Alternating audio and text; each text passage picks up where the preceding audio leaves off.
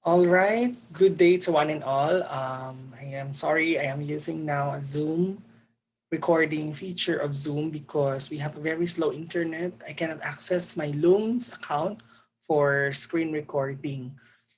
Minsan sa Zoom medyo hindi maganda yung boses. That's why siguro medyo wag niyo lang i-full yung volume niyo when you are listening to this lecture para hindi siya masakit sa tenga. Okay? So this day we will have a lecture on RA 10533. So the main goal, of course, of our interactive or video lecture class this day is to for you to better understand what is RA 10533, or also known as the Enhanced Basic Education Act of 2013. Okay, so shall we now proceed? Now let us know what is RA 10533 or Republic Act 10533. When we say RA 10533, this is an act enhancing the Philippine basic education system by strengthening its curriculum and increasing the number of years for basic education, also known as the Enhanced Basic Education Act of 2013. This Republic Act was approved on May 15, 2013 and took its effect on June 8, 2013. So please be careful with the dates, with the RA numbers, with the short name of this Republic Act. Kasi this might um, lalabas siya sa mga board exams minsan. No? Just like when I took the board exam, lumabas itong RA 10533. So please be reminded of the different dates found on the basic information about RA 10533. Okay? So first here is, this is an act enhancing the Philippine basic education system by strengthening its curriculum and increasing the number of years of basic education. So dalawa ang layunin ng RA 10533, yung pinakalayunin talaga niya. First is to enhance the basic education or to strengthen the curriculum of Philippine basic education system by increasing the number of years for basic education. Okay? So the short name or this RA 10533 is also known as the Enhanced Basic Education Act of 2013, approved on May 15, 2013, and took its effect on June 8 of 2013 also. Now, why did the Philippines reform its basic education program? Of course, we have the existing basic education program na dati. We have the RBEC, no? But of course, we have to reform our educational system in the Philippines because of these 6 different reasons. Number one, we need to change, or we need to move to K-12 curriculum because Philippines is only the country in Asia with 10 years of basic education. No? So bago pa tayo nag-shift ng K-12, bago pa kayo naging product ng K-12, in the Philippines, we only have 10 years of basic education dati. Na siya yung reason kung bakit hindi tayo na-recognize minsan sa global arena, and graduates are not actually getting the right job that they deserve because of the educational qualification that we are having here in the Philippines.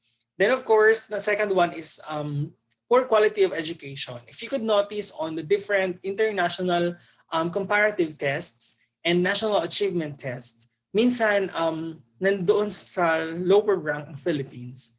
So the results of these international tests mirror the kind of education that we have in the Philippines. So we need to upgrade our curriculum content and the whole education system of the Philippines because the results of comparative tests and international tests show that the quality of education in the Philippines is poor compared with other nations.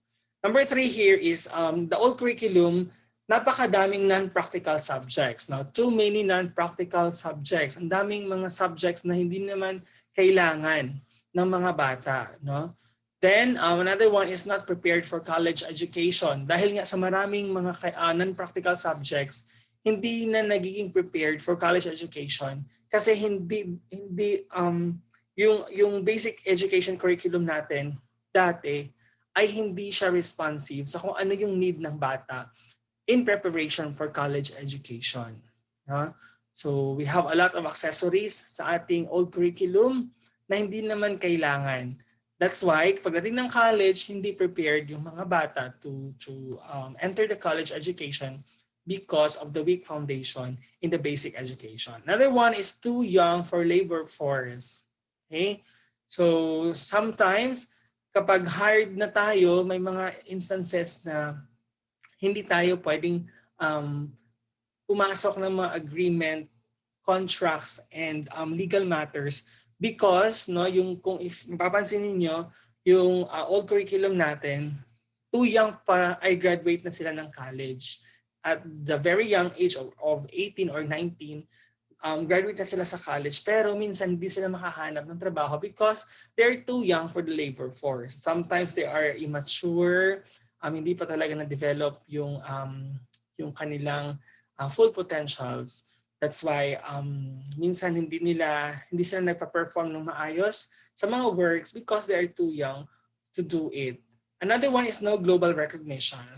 In connection with with the first one kanina, sometimes Filipino graduates don't have a global recognition because of the academic qualifications that we have here in the Philippines.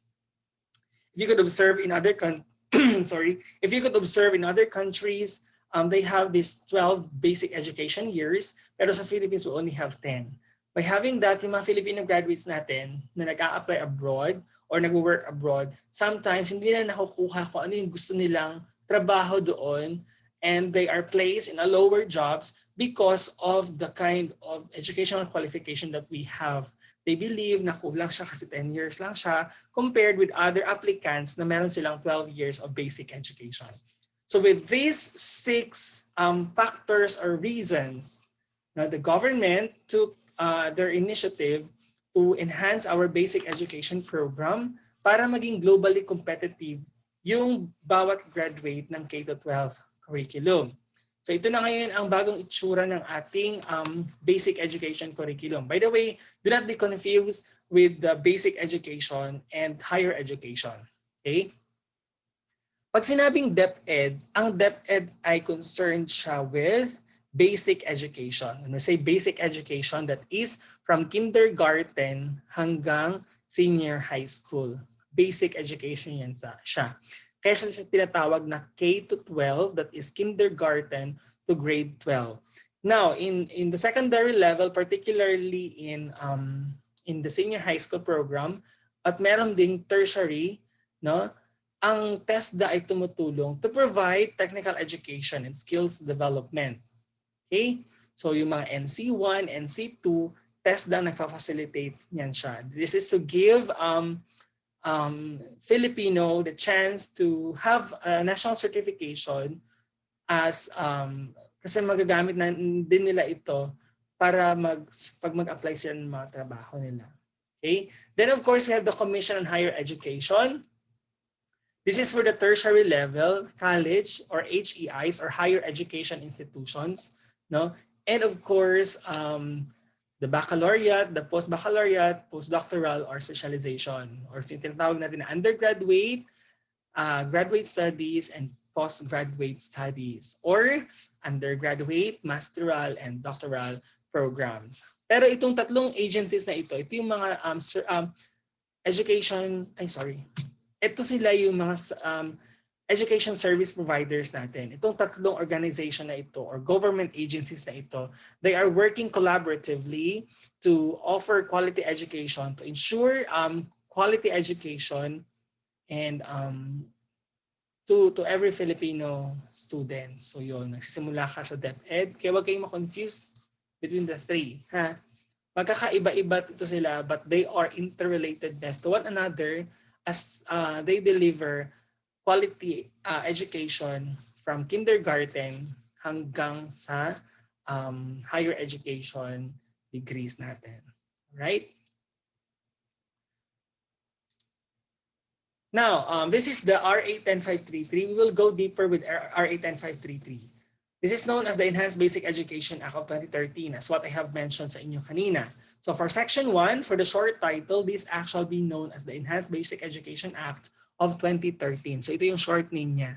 Pag sinabi ganing RA 10533, ang ibig sabihin lang niyan ay Enhanced Basic Education Act of 2013. Now, tatanungin kayo, ano naman ang meron sa Enhanced Basic Education Act of 2013? So ano yung sasagutin nyo? Ay, this is an act, no, with the aim to strengthen the or enhance the curriculum content of the Philippine basic education system by strengthening the curriculum content and adding additional years in the basic education program. Okay, so for Section 2, that is Declaration of Policy, the state shall establish, maintain, and support a complete na, adequate pa, and integrated system of education. Kompleto, no? Enough or adequate, at integrated system or interrelated system of education relevant to the needs of the people, the country, and society at large. If I'm going to ask you, para saan ba ang education? Bakit natin ine-educate, or for example kayo, bakit kayo nag-aral? No? Aside from, of course, for yourself, for your professional development, for you to earn a better job and better earn for living, to help your family, to help your loved ones. No? Bakit kailangan natin ng education? Or why we are investing into education? That is also to, of course, to address the need of our country and our society at large. So dapat ang education, responsive siya or relevant siya sa pangangailangan mo bilang isang tao, pangangailangan ng mga kapwa mo tao, pangangailangan ng bansa, at pangangailangan ng buong komunidad. Okay? So with this purpose, the state shall create a functional basic education system that will develop productive and responsible citizens equipped with the essential competencies, skills, and values for both lifelong learning and employment. So ang goal ng K-12 ay kailangan yung graduates natin ng K-12 will become productive and responsible citizen na merong essential competencies, skills, at pag-uugali for both lifelong learning and their future employment. So in order for us to attain this one, the state shall, letter A, give every student an opportunity to receive quality education that is globally competitive based on a pedagogically sound curriculum that is at par with international standards. So give every student an opportunity to receive quality education. Bigyan natin dapat ang bawat isang estudyante, dapat meron silang chance to access quality education. Education for all or no students should left behind. So, hindi lang yon. Kailangan ng every student meron silang opportunity to access quality education that is globally competitive. Ibig sabihin, kailangan ay yung kind of education na ibibigay natin ay responsive sa global industry sa pamamagitan ng magandang curriculum na anchored siya sa international standards. Okay? Kasi nga, isang issue natin kung bakit kailangan natin upgrade ang ating curriculum is that Filipino graduates are not recognized, in the international standards minsan because of our educational attainment or qualifications. Letter B, broaden the goals of high school education for college preparation, vocational and technical career opportunities, as well as creative arts, sports, and entrepreneurial employment in a rapidly changing and increasing globalized environment.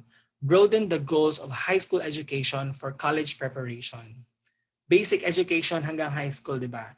So kailangan ay ma-broaden yung goals or ma-educate, ma-train, or sa madaling salita, dapat talagang college ready na yung mga K-12 graduates natin. Okay?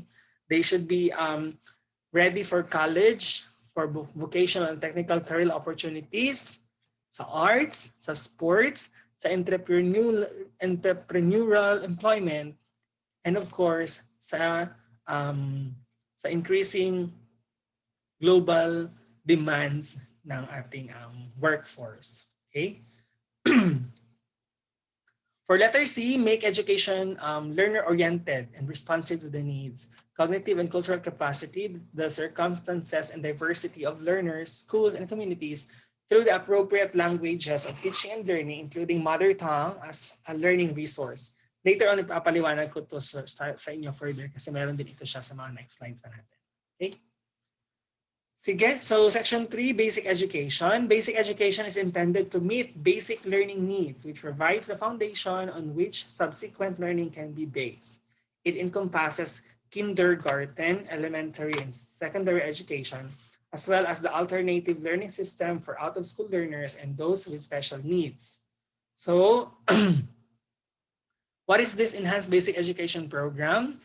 The Enhanced Basic Education Program encompasses of at least 1 year of kindergarten education, isang taon para sa kindergarten, 6 na taon sa elementary education, 6 na taon sa secondary education, in that sequence. Ibig sabihin, ito dapat yung kanilang, ito dapat yung kanilang pagkakasunod-sunod. Hindi naman pwede talaga na mauna ka mag-elementary kaysa sa mag-kindergarten or mauna ka mag-secondary kaysa sa mag-kindergarten. So kailangan itong sequence na to ay maayos siya. Kindergarten muna for 1 year, then 6 years of elementary, 6 years of secondary, and yung 6 years of secondary na ito, the 4 para sa junior high school, 4 years for junior high school, and 2 years for the senior high school program. Now, kindergarten shall mean 1 year of preparatory education for children at least 5 years old. No, baka tatanungin ito sa board exam sa inyo ha, kung ano yung common age criteria for kindergarten admission based on RA 10533, so 5 years old, as a prerequisite for grade 1. Elementary education refers to the second stage of compulsory basic education, which is composed of 6 years. The entrant age at this level is typically 6 years old.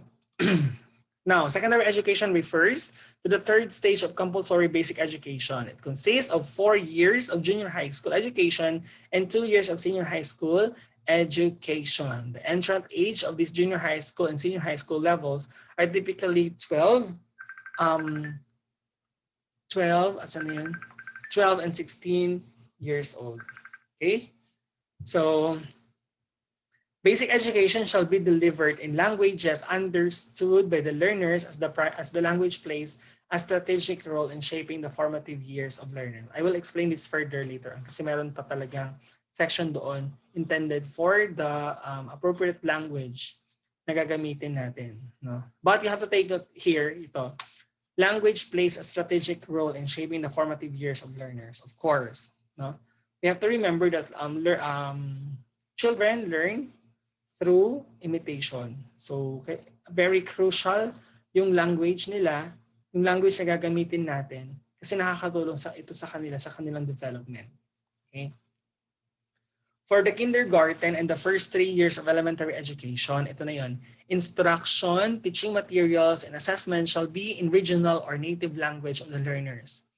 So the Department of Education shall formulate a mother language transition program for grade 4 to grade 6 so that Filipino and English shall be gradually introduced as languages of instruction until such time when these two languages can become the primary language of instruction at the secondary level. So anong sinasabi dito? Sa kindergarten and the first 3 years of elementary education hanggang grade 3 siya, kailangan yung instruction, yung teaching materials, and assessment shall be in the regional or native language ng mga learners natin. So you have to know kung ano yung dominant language sa mga sa school na tinuturuan mo. If, for example, if you will be assigned to grade 1 pupils and you are situated in a Maguindanaon community, so you have to use Maguindanaon language in the kindergarten hanggang grade 3 ng mga bata. Tapos, after that, the Department of Education shall formulate a mother tongue transition program from grade 4 to grade 6. Kapag tumuntong na sila ng grade 4 hanggang grade 6, kailangan may transition from the mother tongue or native language na medium of instruction natin sa mga learners natin. Kailangan ma-introduce na yung Filipino and English gradually as language of instruction until such time na itong dalawa na ito, itong Filipino and English, can become the primary language of instruction na at the secondary level. So dahan-dahanin lang natin na i-introduce dapat yung Filipino and English. No? Pero kasi ito napaka-crucial kasi foundation kasi ito siya. So mas maganda na kapag to use a native language or mother tongue language, kung ano yung dominant sa kanila, ano yung regional language or native language ng mga learners. Kasi mas naiintindihan nila kapag yung kanilang dialect or yung kanilang native language ang ginagamit para i-explain yung fundamental concepts ng mga subjects sa kanila. Kapag grade 4 to grade 6 na sila, we have to prepare them for secondary education in which tawag yan, medium of instruction is either Filipino or English. That's why kapag grade 4 to grade 6 na siya, kailangan dahan-dahanin na natin introduce kung ano yung Filipino and English. Okay? In preparation for secondary level. For purpose of this act, mother language or first language refers to language or languages first learned by a child. So kung ano yung first learned language ng child sa bahay nila, yun yung tinatawag nating first language, which he or she identifies with or identified as a native language user of by the other, which he or she knows best or uses the most. So kung ano yung ginagamit talaga nila na language pag nakikipaglaro siya sa kapwa-bata niya, no? Or ginagamit nila sa bahay, or kung ano yung first language talaga na naturo sa kanya. Yun yung tinatawag nating mother language. Okay? This includes Filipino Sign Language used by individuals with pertinent disabilities. The regional or native language refers to the traditional speech variety or variety of Filipino Sign Language existing in a region, area, or place. Now let's proceed with section 5. This is the curriculum development. The DepEd shall formulate the design and details of the enhanced basic education curriculum. It shall work with the Commission on Higher Education or CHED to craft harmonized basic and tertiary curricula for the global competitiveness of Filipino graduates, to ensure college readiness and to avoid remedial and duplication of basic education subjects. The DepEd shall coordinate with the CHED and the Technical Education and Skill Development Authority or TESDA. Right. So itong curriculum development naman, sinasabi nito, kailangan ang DepEd talaga ay mag-formulate or mag-design ng basic education curriculum in coordination with CHED and TESDA to ensure na yung basic education content ay talagang mag-a-address siya for college readiness at para ma-avoid natin yung duplication of basic education subjects sa bawat grade level ng mga bata natin. Okay? So to achieve an effective enhanced basic education curriculum, the DepEd shall undertake consultations with other national government agencies and other stakeholders, including but not limited to. So itong mga babanggitin ko dito, ito yung mga binanggit ng ating RA 10533, but not limited to. Kung meron pang mga ibang concerned agencies, pwede pa rin sila. First in here is the Department of Labor and Employment or DOLE, the Professional Regulation Commission, ito ang in charge sa pag-regulate ng mga professionals natin. The Private and Public Schools Association, the National Student Organization, the National Teacher Organization, the Parents Teachers Associations, and the Chambers of Commerce on matters affecting the concerned stakeholders. So itong slide na to, ang sinasabi lang talaga is dapat collaborative, dapat integrative yung ating basic education curriculum. Kailangan may consultation from other agencies to ensure na spiral yung curriculum niya, at the same time responsive siya sa mga bata natin. Okay? Ito, the DepEd shall adhere to the following standards and principles in developing the enhanced basic education curriculum. So letter A, the curriculum shall be a learner-centered. Pag sinabi natin learner-centered, yun ay student-centered. Dapat yung student ang nasa core process ng teaching learning natin. So hindi dapat ang teacher ang bida sa loob ng classroom. Kailangan ang teacher ay facilitator lamang ng learning. Let the students give the students the chance, the opportunity or task para maka-arrive sila sa kanilang goal or ma-discover nila kung ano yung learning nila. So that is discovery learning. So the curriculum shall be learner-centered ha, kailangan student-centered. That's why ngayon, ini-encourage na for us to embrace the student-centered or learner-centered approach.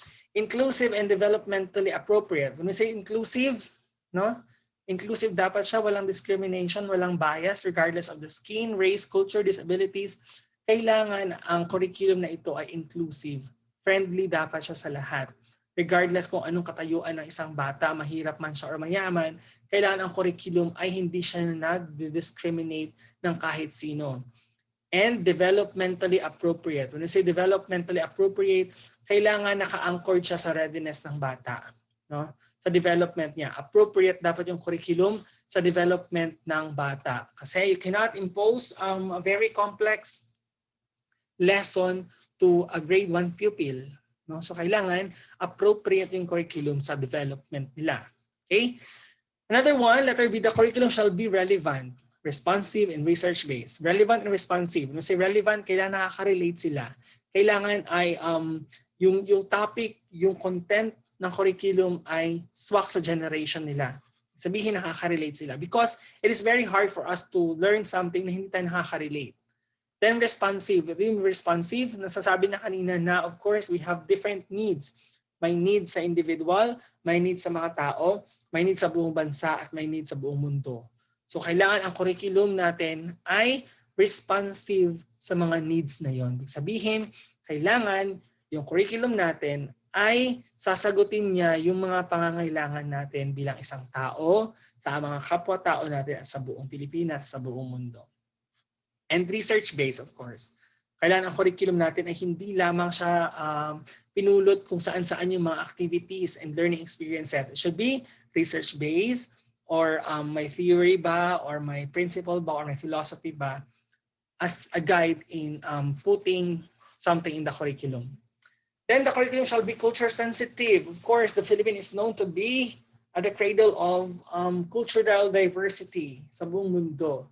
So ang dami-dami nating cultural or ethnic groups. So kailangan ang curriculum natin ay culture sensitive siya. The curriculum shall be contextualized and global. When we say contextualized, kailangan, kasi because of our geographic location, minsan nag-iiba-iba ang mga needs natin. Yung mga needs ng mga nasa Luzon might not be the need ng mga taga Mindanao. So kailangan i-contextualize natin yung ating curriculum para maging responsive siya, maging more responsive siya sa mga needs and interests ng mga bata natin. That's why if you could observe in your senior high school curriculum, meron kayo yung contemporary arts from the region ba yun na subject na fini-feature yung mga literary pieces and poems on the region ba? No? If I'm not mistaken. Yung mga ganun na subject, ibig sabihin contextualized subject yun siya. That means we have to assess kung ano yung need ng mga taga Mindanao na kind of education, anchored siya pa rin doon sa national standards natin. So, kasi yun nga, sinabi ko, because of our geographic location, yung mga needs ng mga bata differ from one area to another, from one place to another. What is needed in the urban area might not be the needs of children in the rural communities, mga ganun. So we have to contextualize learning experiences para maging mas responsive siya sa interests and needs ng mga bata. But it should be global. Sabihin, dapat hindi natin kalimutan na we are anchoring everything or we are doing this, all of this for global standards. Then the curriculum shall be pedagogically the curriculum shall use pedagogical approach that are constructivist, inquiry-based, reflective, collaborative, and integrative. So, ibig sabihin yan, yung curriculum natin, kailangan hindi lang dapat siya nagsettle sa lower order thinking skills or lots. Kailangan ang curriculum natin ay gagamit siya ng pedagogical approaches na constructivist siya, na inquiry-based siya, or problem-based siya, reflective siya para ma-boost natin yung higher order thinking skills sa mga bata. collaborative siya, and of course, integrative. When I say integrative, kailangan integrate natin minsan sa isang subject. For example, how will we use ICT with STEM? Paano natin gagamitin yung ICT sa ABM? Something like that. Okay? Now, the curriculum shall adhere to the principles and framework of mother tongue-based multilingual education, or MTB-MLE, which starts from where the learners are and from what they already knew, proceeding from the known to the unknown. Instructional materials and capable teachers to implement the MTB-MLE curriculum shall be available. So ito na yung sinasabi kanina about dun sa sa mother tongue-based multilingual education. Na-discuss natin ito kanina. Letter G, the curriculum shall use the spiral progression approach to ensure the mastery of knowledge and skills after each level. Ano ba yung concept ng spiral progression approach? If you could still remember, ano ba ang spiral? Di ba ganun siya? Yan. This is spiral. Ibig sabihin, pataas ng pataas siya, pero connected pa rin sila. No? Hindi siya napuputo na pag yan. Hindi siya parang ganyan. Tapos dito na naman. After yan, dito na naman. No? Yung spiral ay simula sa pinakamababa, no? Pataas siya ng pataas, gradually, pero connected pa rin siya. So, ang basic education curriculum dapat natin ay spiral progression approach. Ibig sabihin, dapat magsimula tayo sa pinaka-basic hanggang sa pinaka-complex, pero kailangan ay connected pa rin sila so that students will be interested, and of course makarelate sila sa previous experience or previous knowledge nila on their courses or subjects nung nasa lower level pa lang sila. Okay? And as we go higher with their grade level, we have to ensure the mastery of knowledge and skills sa bawat level. No? Kasi mahirap na kapag, for example, nandito ka pa sa baba, grade school, for example, grade 3, meron siyang hindi na fulfill na competency na kailangan siya kapag mag-high school na siya, mahirap na yung habulin. No? So kailangan we have to ensure mastery of knowledge and skills after each level in a spiral progression approach. Right? Baka matanong ito sa board exam. Ito may mga suki ito ng mga board exams minsan.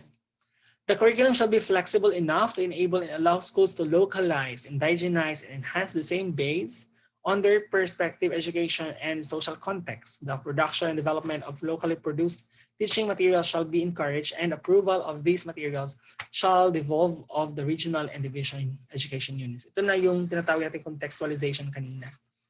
Localize, indigenize, and enhance the same based on their respective educational and social context. Ibig sabihin sa kanilang mga lugar. Ano ba yung need ng lugar nila? So, pwede na mag-produce pwede mag-develop and mag-produce ng teaching materials locally to encourage, no? Para ma-encourage natin yung mga bata for a more meaningful learning activities through integration of local knowledges.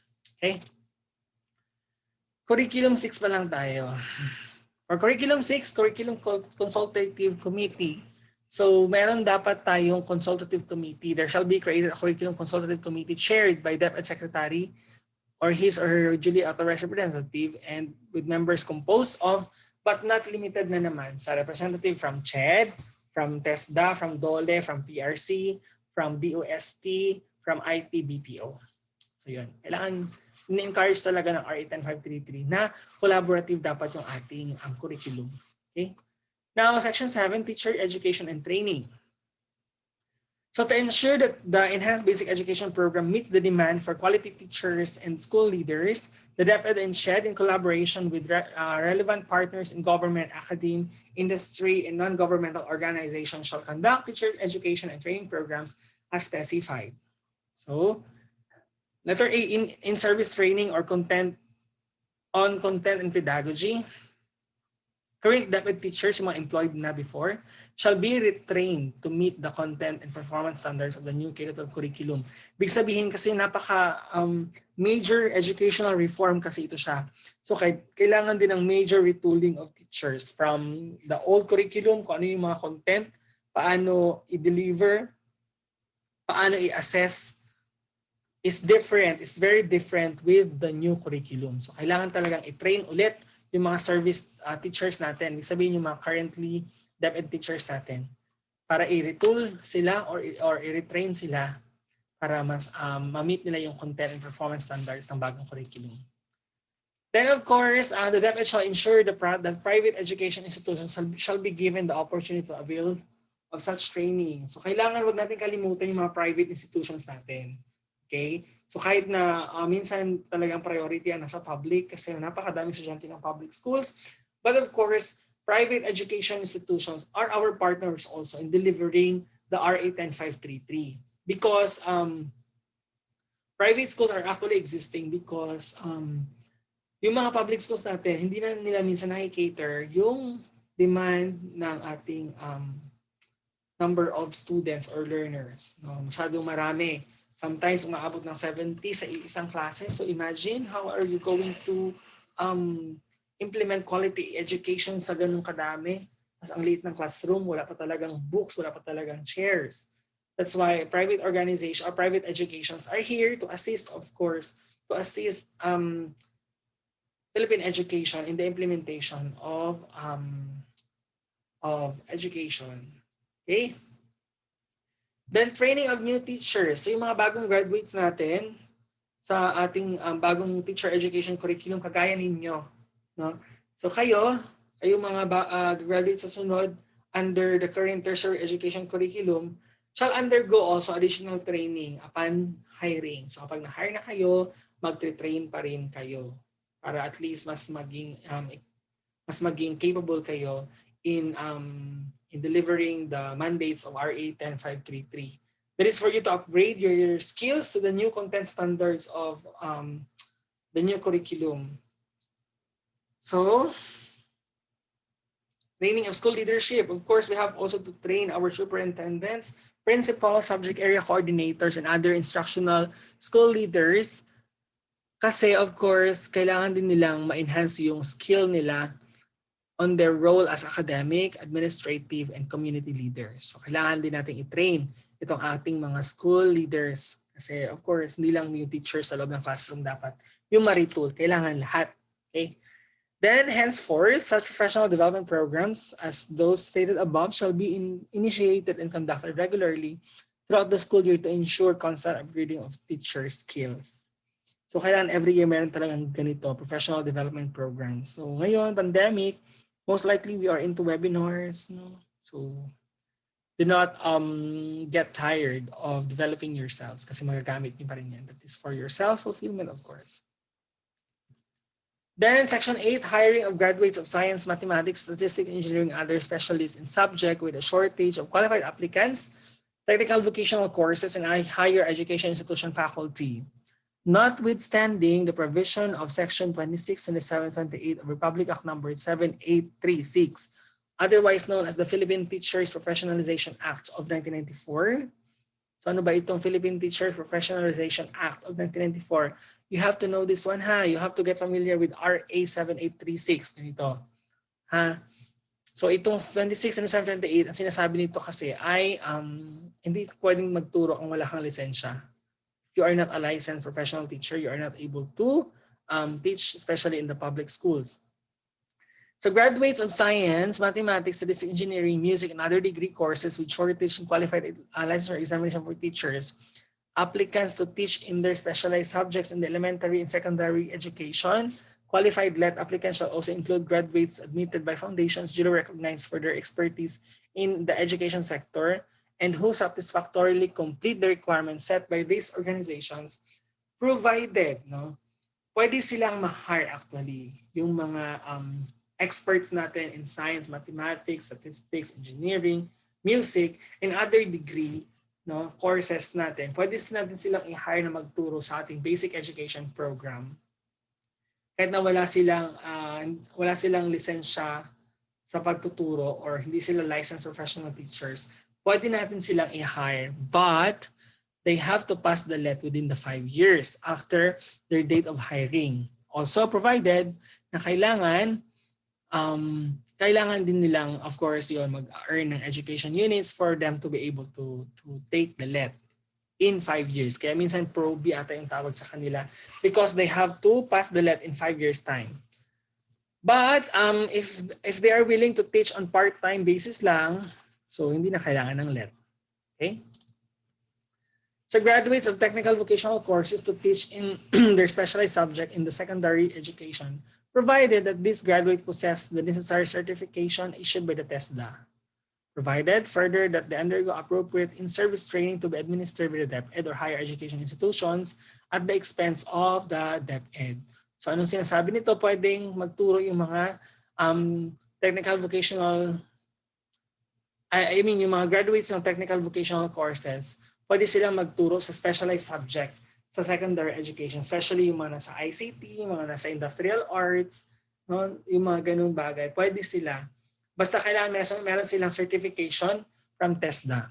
Okay? Or nakapag-undergo sila ng appropriate and in-service training na i-administer ng DepEd or ng HEIs. So faculty of HEIs be allowed to teach also in the general education subject.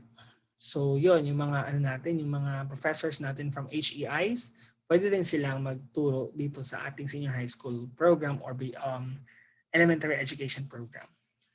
So the DepEd and private education institutions may hire practitioners with expertise in the specialized learning areas offered by basic education curriculum to teach in the secondary level, provided that they teach on part-time basis only. So for this purpose, the DepEd in coordination with the appropriate government agencies shall determine the necessary qualification standards in hiring these experts. So career guidance and counseling advocacy, ang sinasabi lang ng na ito, ng tawag yan ng paragraph na ito, ay to conduct proper guidance or career advocacy activities, no, sa ating basic education program. Kasi ang nangyayari, kapag nagka-college na ang bata, hindi niya minsan alam kung anong course yung gusto niya. So that's why as early as in the basic education, kailangan ma-provide tayo ng career guidance and counseling advocacy. Okay? So we have to do this one sa ating mga estudyante. So we have to ask question kung ano bang gusto nila paglaki, something like that. Bakit yun yung gusto nila? No, to help them, of course, to clear their minds, to make them certain on the course that they will pursue sa college. Section 10, expansion of e-gaste beneficiaries. So ano ba itong RA 8545 or the Expanded Government Assistance to Students and Teachers in Private Education Act. So kailangan, that's why yung mga private schools natin, nakaka-receive pa rin sila ng subsidy from the government. I think it's around 8,000 plus ata per bata because of this one. So of course, binabayaran pa rin ng DepEd yung tuition fee ng mga bata sa mga private schools natin. Okay? So may voucher program actually sila. Then the DepEd shall engage the services of private education institutions and non-DepEd schools offering senior high school program through programs under Republic Act number 8545 and other financial arrangement formulated by the DepEd in the Department of Budget Management. So yun na, sinasabi ko kanina. So kailangan bayaran pa rin yung mga private education institutions natin through the voucher program of the DepEd. Section 11 is the appropriation. So yung initial funding dati ng RA 10533 ay na-charge against the current appropriations of the DepEd. But the amount necessary for the continued implementation of the Enhanced Basic Education Program shall be included in the Annual General Appropriation Act. So every year we are allocating a very huge amount for education. Actually, priority talaga na bigyan ng malaking budget ng education sa Philippines. No? If I'm not mistaken, ang 2020 na budget is 12% higher than the 2019. So every year, meron talagang allocation ng ating education. No? Usually, siya ang pinakamalaki ata. So transitory provision. So as you all know, we have transition kasi of course nag-add tayo ng 2 years sa basic education. So na-vacate ng 2 taon din yung college. Walang nag-enroll, konti lang. Na nag-enroll ng first year and second year because of the transition period of the K-12. So meron tayong dito, transitory provision na kailangan ma-ensure yung smooth transition natin ng old curriculum to the new curriculum. So paano nila ginawa yan? Nag-provide sila ng mga opportunities. Yung mga natanggal sa trabaho ng mga teachers, binigyan nila ng scholarship to study, no? To go for advanced studies and conduct activities or research activities funded by the organization. So ito, Section 13, the Joint Congressional Oversight Committee on the Enhanced Basic Education Program. So meron dapat makreate na Joint Oversight Committee to oversee, monitor, and evaluate the implementation of RA 10533. So the committee shall be composed of 5 members. So baka kasi tanongin ito sa board exam ninyo ha, we have to be very careful. So each from the Senate and House of Representatives, including chairs of committees on education, arts, and culture, and finance of both houses. So the membership of the committees for every house shall be at least 2 opposition or minority members. So meron din silang mandatory evaluation review. So by the end of school year 2014-2015, the DepEd shall conduct a mandatory review and submit a midterm report to Congress as to the status of implementation of K-12 program in terms of closing or kung paano nila na-solve yung mga shortage natin sa teachers, classrooms, textbooks, seats, toilets, and other shortages that should be addressed. So the DepEd shall include, among others, in the midterm report, the following key metrics to access to the quality of basic education. So pwedeng ilagay rin nila dapat yung participation rate, retention rate, national achievement test results, completion rate, teachers' welfare and training profiles, advocacy of funding requirements, and other learning opportunities or facilities, including but not limited to computer and science laboratories, libraries, and library hubs, and sports, music, and arts. Napakahaba talaga. I think this is the last. So, Section 15, commitment to international benchmarks. So, kailangan ang DepEd ay mag-initiate talaga ng mga learning ng mga events or encourage our learners or our teachers, of course, also to increase the per capita spending on education towards the immediate attainment of international benchmarks. So kailangan natin makilink sa ating international partners to have a good benchmark or connection. Okay? So ang IRR or implementing rules and regulations, so yun, 90 days after the effectivity of this act, the DepEd Secretary and the CHED Chairperson and the TESDA Director shall promulgate the IRR, the implementing rules and regulations of the RA 10533. Okay? So yun. So for the last slide, so ito, ipapakita ko lang yung mga tao kasi baka itong tatanungin nila ito sa board exam. So for example, baka tatanungin, who is the Senate President during the approval of RA 10533? So yun. So ito, take a look lang of this one. Mga House Bill, Senate Bill number and House Bill number. So yun, approved on May 15, 2013 no, by President Aquino. Okay. Now let's proceed with your task. So after watching this video lecture, you have to answer this reflective journal writing too. So you have to put your name in here. Then please answer the following in 250 to 300 words. Your deadline is indicated dito. No? So as a product of the K-12 curriculum, do you think this major educational reform as a benefit or disadvantage? Ikaw bilang produkto ng K-12 curriculum. Sa tingin mo ba itong malaking pagbabago ng ating educational system ay advantage or disadvantage? Number 2, as a product of K-12, what personal challenges did you encounter in the curriculum aspect of K-12? So ikaw bilang produkto ng K-12, ano yung personal challenge na encounter mo sa curriculum ng K-12? Then number 3, as a product of K-12, what personal challenges did you encounter in the assessment or evaluation aspect of K-12? So yun, you have to put here. Huh? This is reflective. This should be based on your personal experience. Okay, so you have to think properly o kung anong ilalagay nyo dito. Sige. So, product of K-12 ha, from kindergarten to grade 12. Pag hindi nyo maalala yung kindergarten, sige. kung ano yung maalala ninyo. Okay? So I guess this is the last one. This is the last for this video lecture. I hope you have learned something this day.